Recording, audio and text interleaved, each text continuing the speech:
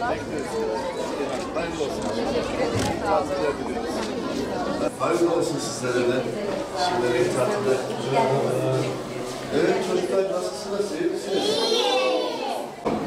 Oyun. Aferin sana. Oyun oynayacağız. Başka? Resim. Evet. Başka? Ders. Bazen kitap okuyacaksınız değil mi? Bazen oyun oynayacağız.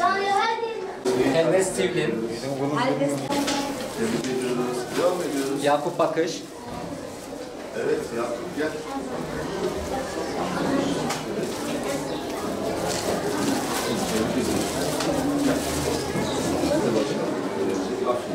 Rudeyna Mahmut, Teşekkür ediyoruz. Hoş bulduk.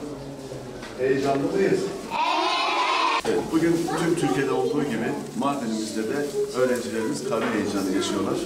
Bizler de öğrencilerimizin bu karne heyecanına ortak olmak amacıyla okulumuza geldik.